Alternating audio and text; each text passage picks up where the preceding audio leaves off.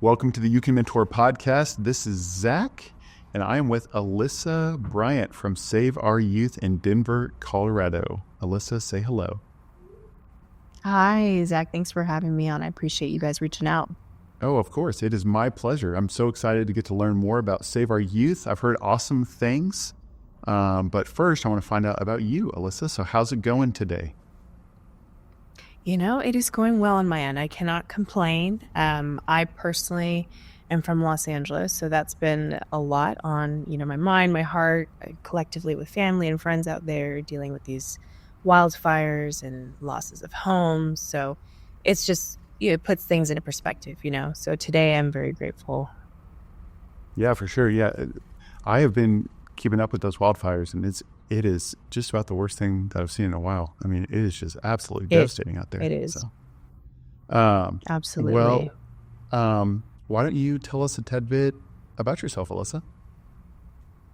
Yeah. So as Zach mentioned, my name is Alyssa Bryant, and specifically right now I'm the marketing and events coordinator at Save Our Youth Mentoring. And I would just love to share a little bit about how I found the organization because I'm sort of unique on our team in that I did not come from a ministry or nonprofit background. In fact, I actually come from the music industry. I ran a music company and I had been doing that my entire career. So I actually made the jump from Los Angeles to Denver. And through the process, I had started my own company. And so I run that, and that's what I was focusing on.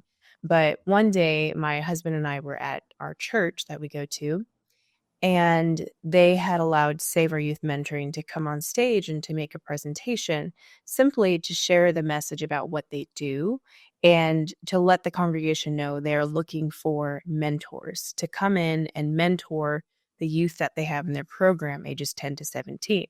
So my husband and I were sitting there listening to what they had to say, and it was just so inspiring, first and foremost. And it was pretty profound, just the way that they were telling us how they had over 90 kids on their wait list who were waiting for mentors.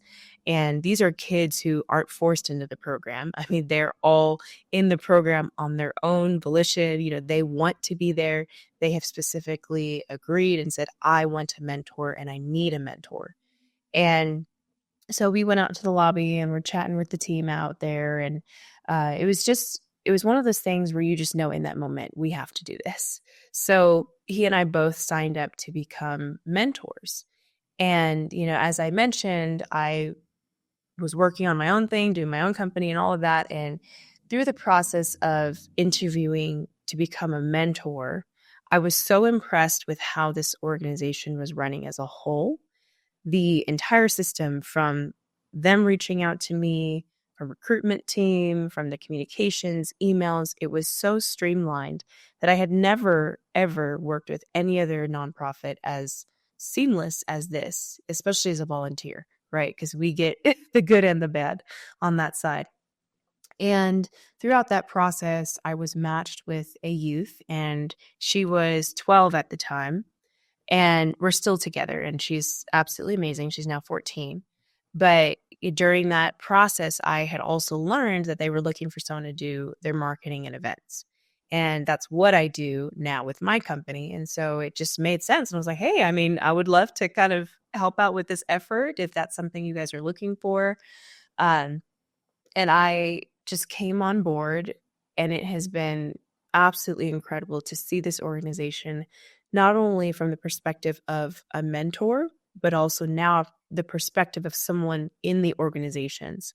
And through my role, I actually put on all of our events as an organization and do the marketing. So specifically what I mean by events is we have quarterly events that we put on for the youth in our program. We have things like Family Fun Day, where we have the mentors, mentees, and all of their families come, and we just have this really fun party and food and gifts and things like that. Then we do a graduation ceremony for all of our outgoing seniors. We also do a back to school barbecue where we provide backpacks full of supplies for our mentees as well as their siblings. And then a Christmas party at which we share the gospel. We also give out gifts, specifically gifts that the kids have requested. And we just have such a great time. And so coming to this organization, it's been my goal to really elevate the experiences because, as nonprofits, sometimes we can fall into this trap of just saying, okay, well, we're just doing a public service and we don't need to make our events that great. And, it's sort of like a free for all. You guys can come and just do whatever. But I personally don't have that attitude. And our organization has really been great about spurring me on to say, no, like bring your gifts and talents from putting on large scale productions and allow our mentees to have a similar experience. Allow them to have an experience that they will remember, things that they just cannot forget. They can say, when I was 12 years old, I went to this event and it was X, Y, and Z. And not only was it a super fun experience, but it just makes them feel like they're worth the effort to put on a very great event for them.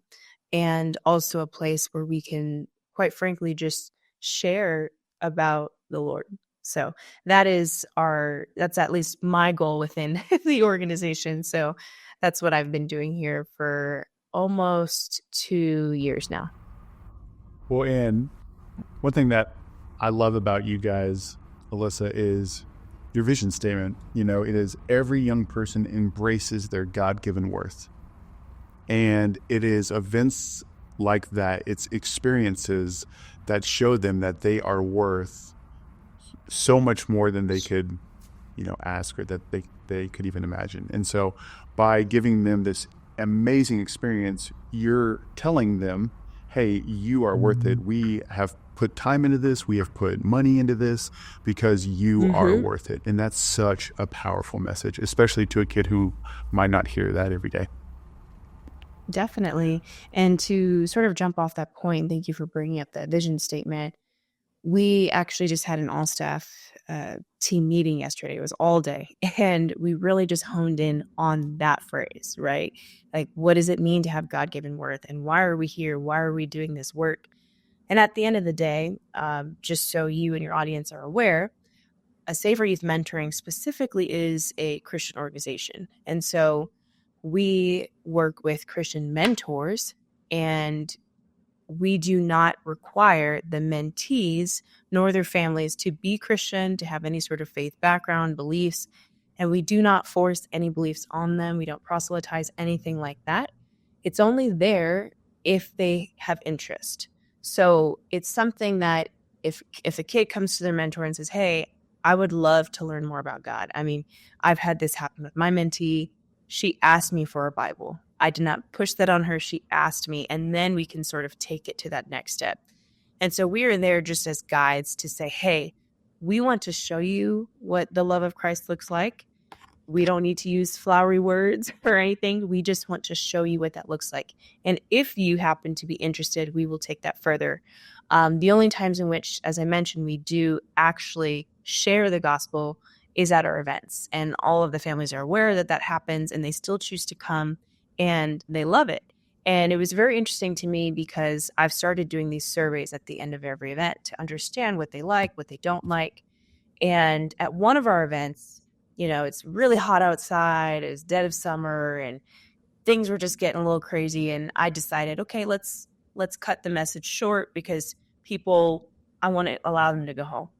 The survey gave me insight to know that people wanted to hear more of the gospel. And to me, as someone where we're thinking, okay, we don't want to push this on you, we sort of take that for granted and say, we'll cut this out and let you guys, feel more comfortable. And the response was not that. They said, we want more of that. And so it was just super confirming to me to say, okay, this is not something that we're ever going to put on the chopping block again. This is going to be first and foremost at these events. And the reason that that's important for us is because a lot of these kids, like I mentioned, they don't have any access to God or knowing about him. And so if they only hear it 4 times a year, then those 4 times a year are worth it to us. And simultaneously going back to this vision statement about, we want to instill a God-given worth is because we are of the belief that if you don't have something to anchor you, then your worth will change dependent upon your circumstances. And so for us to be able to help remind young people that whether or not they believe in God, they were born with an intrinsic worth. And to remind a kid that over and over again when they might be told from their peers, from anybody around them in their circle, that they're not worth it or whatever it might be, to have at least one person come alongside you and to remind you that you're here for a purpose, that is such a profound thing to be a part of. So that's why we're very, very focused on simply sharing that message with our mentees.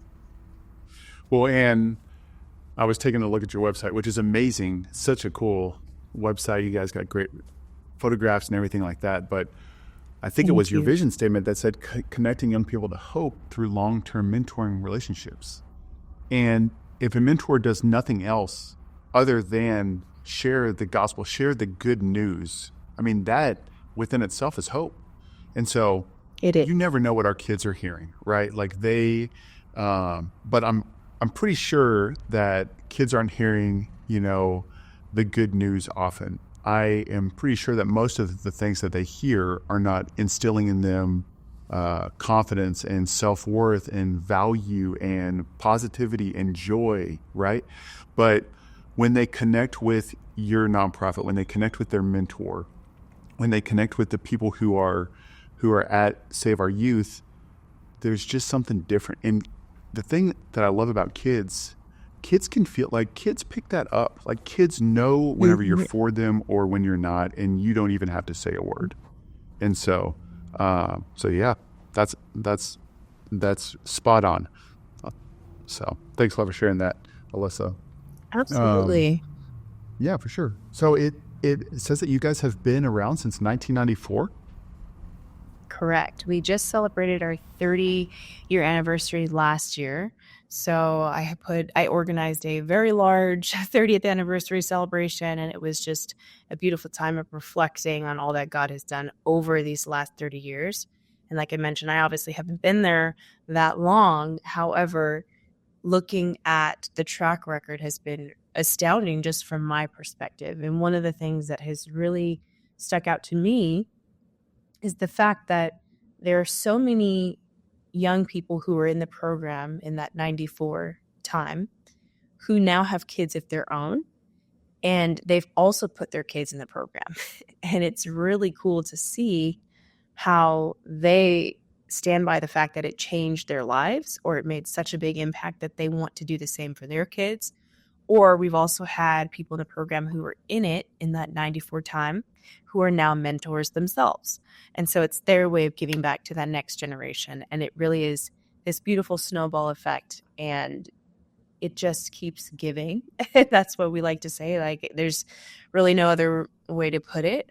And we're just so grateful that the people within the program, one, recognize the value, but also come back to add their own. Yeah, so it says that you guys serve about 250 some odd youth every year, and which is, I mean, Correct. just an amazing number. But do you think that you could kind of share? Tell me two things. Tell me where you find the kiddos, and then tell me where you find the mentors. Yeah. So for the kids, the mentees in the program, we have a variety of ways of doing that. One, there's word of mouth, right? It's been around for 30 years. So people tend to know us as a resource and they refer youth that they are aware of who might need services in the program or benefit from them. We also have many church partners and we work with youth leaders. So if there's youth in their program who they feel might benefit from it, we usually get information from them. We're also actively working to create school partnerships, and the school officials will be people who actually refer us to students on their program. And it's really just a wide variety of youth all over the city. There's not specifically one area that we focus on. It's the Denver metro area as a whole. So it's not even just Denver, the city, it's the entire metro. We do Aurora, like all of these bigger cities within the one. And that's how we get our mentees. And then for the mentors, it's similar, just on the flip side. So the church partners, some of them allow us to, as I mentioned, do presentations during their Sunday services. And the recruitment team will come, share a little bit about what the program is, what we do, and then just interact with people at church and see if they're interested in signing up. So churches are a big way that we get our mentors.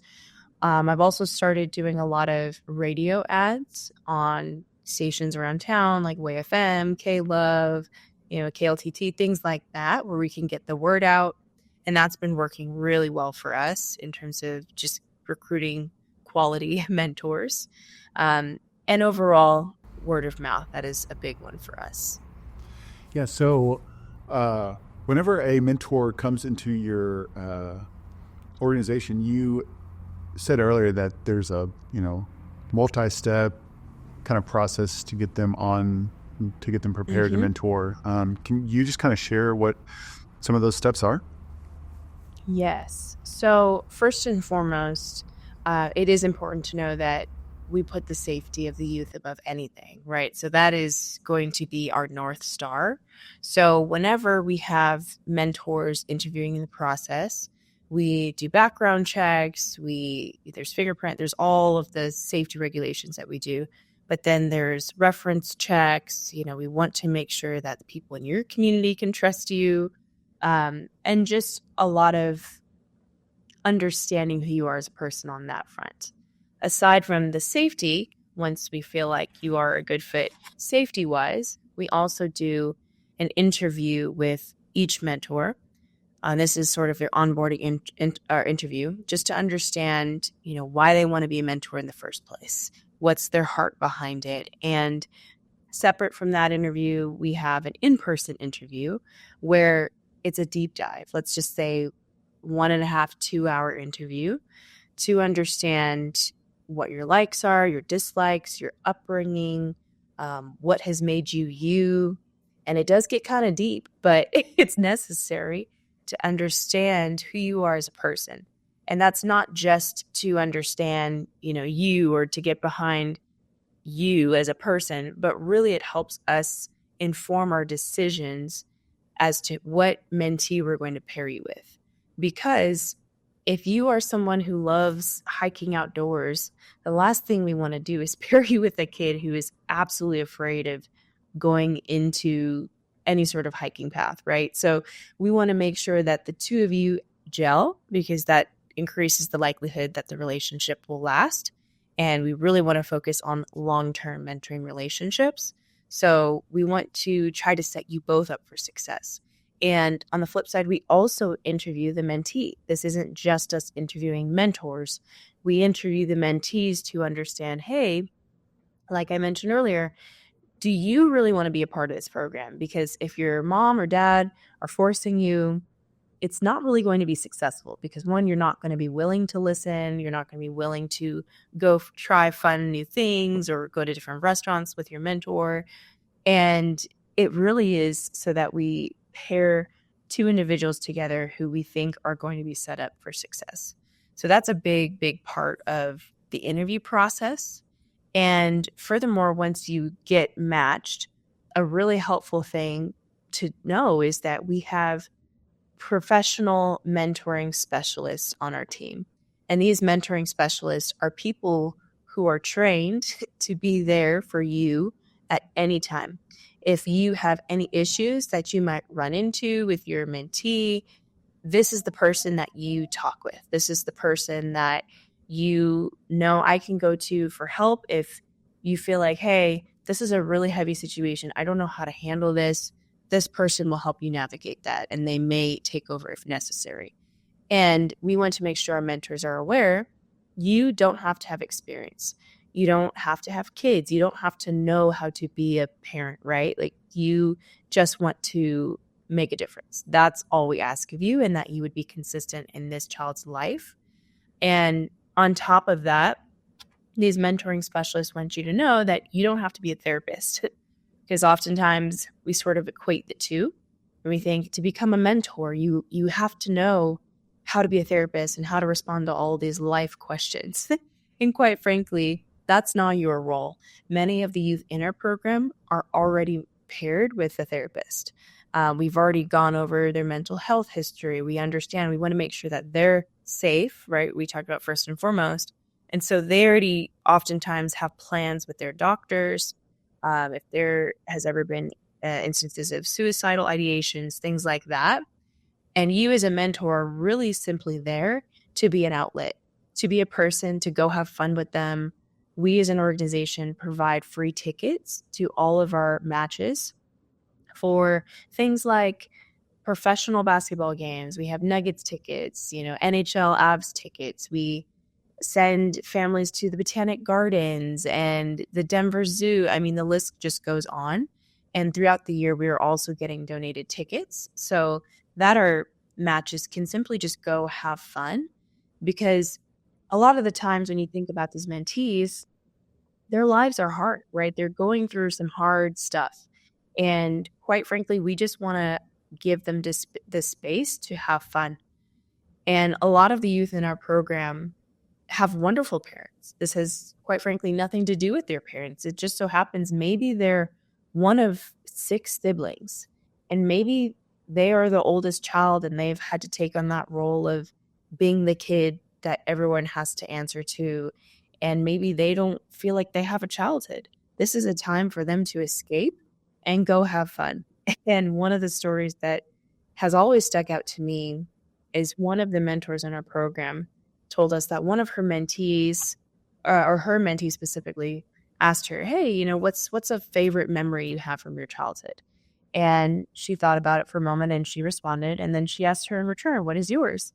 And her mentee said, "When you took me to," it was a location here in Denver. She said, "When you took me to this location and we spent the day together." And that had only happened about a few weeks prior to her asking that question.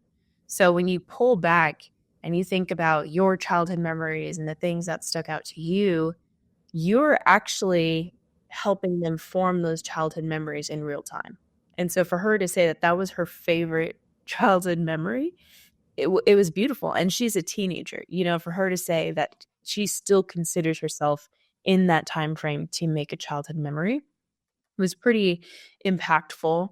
And we just love the fact that our mentors and mentees just have fun. This isn't supposed to be some super intense program where you have to share your feelings every single day. It really is a place where you can just go and understand that there's hope out there, right? Because if all you're seeing is negative this, negative that, if your mentor can go and take you to a really nice restaurant and you guys can experience a fine dining experience together, that's a new experience for that kid. And they may have never even known that that was possible. We've brought families into private Rockies suites before, for baseball. And just the look on their faces is overwhelming. It's like, wow, I've never seen this side, right? Like there's just such cool opportunities out there. So we want to make sure that we are giving them fun experiences. Well, one of my favorite things about Save Our Youth is your average match time is 52 months. And so one of my questions was, how in the world do you have mentor-mentee matches that last that long? And I think that you just kind of answered that. I mean, you're preparing them from the very get-go. You're supporting them with people who can, if they have any issues, they can call up, people on staff to kind of help them out. You're providing them fun experiences, going to baseball games, going to basketball games. And a mentee's just going to bond so much better with their mentor if when they hang out, they're having a blast. And Exactly. joy and fun. I mean, that is one of the key components to mentoring, because if a kid doesn't like you, if a kid doesn't like to spend time with you, it's just not going to work out. And so that's so awesome that you guys put that much effort into having fun, because it really is a big deal. And for a guy like me, I don't know what happened, but ever since I turned 40, I am just not that much fun anymore. And so it is so encouraging to hear someone be like, "Hey, today's goal with your mentee, it's not to talk about grades. It's not to talk about this. It's not to talk about that, even though Yes. those are important. Today's goal is to have fun. Mm-hmm. And so Yes. that's awesome. And there is a time and a place for that. Of And, course. if you are out there and you feel you're boring, we will help you be fun with your mentee, so Thank you. there's Yes, no issue there. We know how to facilitate that. that's great. I think the last thing that I would really like to talk about, Alyssa, is can you just kind of share some of your different kinds of programs? Like I saw that you have a life transitions program, creating different kinds of pathways. You have a scholarship. I mean, you guys are up to some awesome stuff. So, do you think that you could just kind of share just a tiny bit about those? So one of the wonderful things about the program is that although we really focus on youth ages 10 to 17, right when they hit 18, it does not mean we say, all right, you're good now. You're off to the races. I mean, we really want to help them transition, especially at that crucial time where they may either be going right into college or the workforce, whatever it might be. So if a youth has been in our program already and they are about to graduate out of the program, we do have something called scholars, or um, we really just allow that to be a space where they focus on understanding how to apply to college, FAFSA, all those things. We have someone on our staff, her name is Angela, and she is our education manager who really works with these students one on one. If they say, hey, I don't even know how to fill out this form, she actually goes and sits with them and helps them fill out the form to get financial aid. She helps them with their applications. It's a very hands-on experience for them. And furthermore, we also provide scholarships for these youth. So the incredible thing is we've had many students in our program, let's say they went off to college and they've been there for a semester, and they call Angela up and they say, hey, I might be at risk of having to drop out of college because I can't pay for this next semester. The amount of times that Savor Youth has come in and helped bridge that financial gap, I can't even count because I hear it quite frequently. And it is just beautiful that this is a program that exists to help them during that critical phase of their life. And for those who choose not to go to college, we still encourage them to do something that they want to do. It doesn't matter if they don't know exactly what they want to do for the rest of their life, but if it's a trade school or if it's going right into the workforce, we will be there right alongside you to make those decisions and hopefully help you make an informed decision at that point in time of your life. And even before the students in our program become seniors, we have so many resources available. We do annual check-ins, other than allowing the mentors to call their mentor specialist at any time, but we have scheduled annual check-ins with the mentor and mentee to understand what the goals are, what is something the mentee wants to work on throughout the year, what's something the mentor wants to work on. And it's sort of like an accountability process where we have worksheets for them. We teach them about financial planning and understanding the basics of life, like whatever they feel that looks like for them, or how to be organized, how to present yourself and talk to people. So it's just incredible that there's so many resources within this one program that these youth just have access to year round. It's fantastic. And I just think that what you guys are up to is so cool. And one of my favorite things to hear about from our time here today was just the fact that you recruit mentors from the radio. Like, man, what a great idea! Like, that was just absolutely Yes. genius. So, well, cool. Well, is there anything else that that you would like to share about Save Our Youth today on our podcast? Yes. And I would just say to anyone out there listening, especially if you are in the Denver metro area, because that's the area that we serve, if you find yourself near us and you just feel like, hey, I would like to be a part of something, I would like to make a difference in our next generation, please visit us. You can visit us at saveouryouth.org, savouryouth.org/mentor if you want to go straight to that mentor page. And there will be a no commitment interest form there that you can fill out. Just send in your information, your name, and that will just give us a way to have contact with you. And then we can take the next steps from there. If you get on that first call and you say, this is not for me, no harm, no foul. But if it happens to be something where you say, wow, this really is still speaking to me, I feel convicted of making a difference, I would love to continue, then we will handle everything.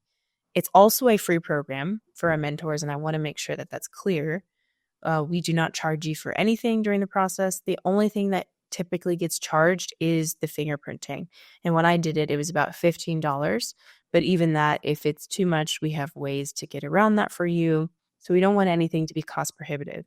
And like I mentioned, we do have free tickets and activities. So if you feel that you do want to make a difference, but you're not necessarily sure if you're in a financial position to meet with a mentee once a week, for a year and take them on fun experiences, we've got you covered. So we also encourage our mentors to simply go to the library with your mentee. Every experience doesn't have to be some crazy, expensive, fun experience. And if I might just add one more last story on this, my mentee, as I mentioned, she's 14. We've been together since she was 12.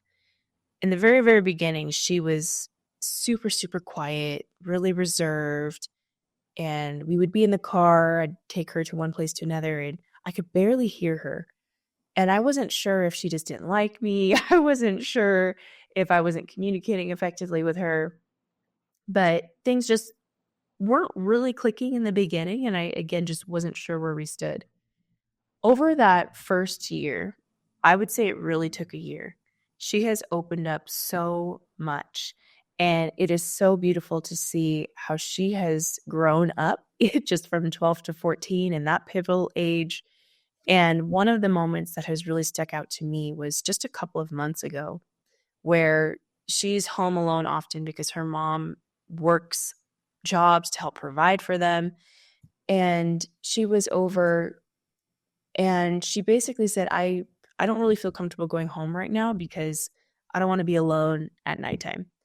And so I said, okay, well, do you want to just hang out here for a little bit longer? And I was in full communication with her mom, and her mom said, yeah, it's fine. She could stay there for longer.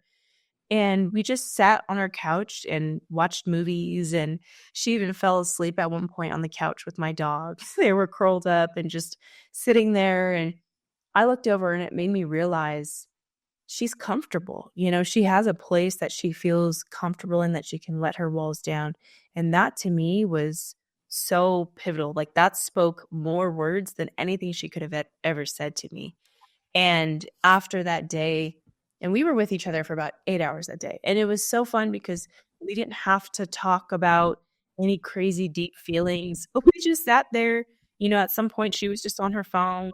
She was doing this, doing that. And it was just simply having that presence there. And I mean, when you think about you being with your family at home, you don't have to talk every second of the day. You can just sit on your couch and relax.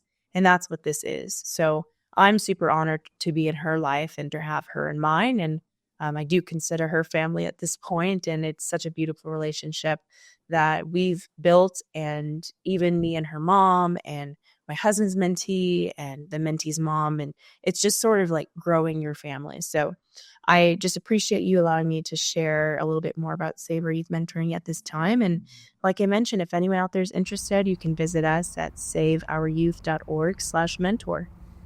Thank you so much, Alyssa. That was a fantastic story. Like, if you can show up, if you can encourage, if you can create a safe environment for your mentee to feel loved, to feel valued, to feel like they have worth, that is just going to open up doors for them to open up to you, for you to love them, to care for them, to support them, maybe to talk about your faith with them. It's all about relationships, and to build relationships, it takes time and a safe environment. And it sounds like Save Our Youth is doing a great job of all those things. So thank you so much for sharing on our podcast. Thank and you. Super thankful for you. So Likewise, we appreciate this time. Thank you. Thanks so much for tuning in. If you got anything from this podcast, please feel free to reach out to Alyssa, and I hope that you remember you can mentor. Thank you.